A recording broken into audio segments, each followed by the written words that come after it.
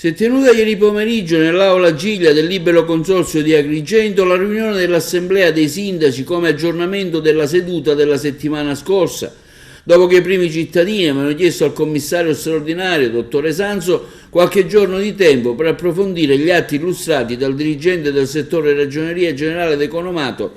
Caruana. Ieri l'Assemblea dei Sindaci quindi ha votato all'unanimità dei presenti le variazioni di bilancio dell'ente, dando così via libera all'adozione dei conseguenti atti gestionali entro la fine del corrente anno. Soddisfazione è stata espressa dal commissario dell'ente Sanso,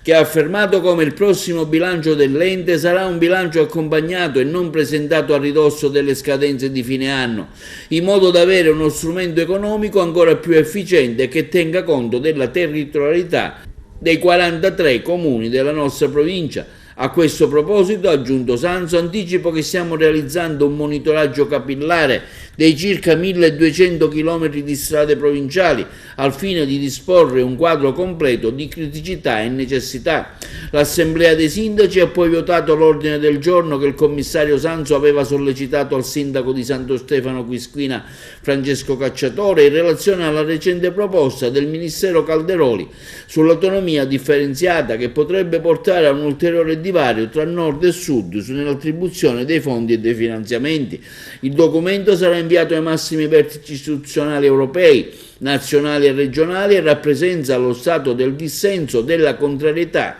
e della preoccupazione nei confronti delle iniziative nazionali volte ad ampliare i confini dell'autonomia differenziata e chiede l'apertura di un vasto dibattito sulle conseguenze della riforma del titolo quinto della Costituzione. E nelle more chiede anche di sospendere ogni discussione e decisione in ordine a forme di autonomia differenziata delle regioni a statuto ordinario. L'ordine del giorno è stato poi integrato e votato favorevolmente con la proposta del sindaco di Alessandria della Rocca, la signora Giovanna Bubello, con la quale si chiede l'attuazione degli articoli 37 e 38 dello Statuto della Regione Siciliana.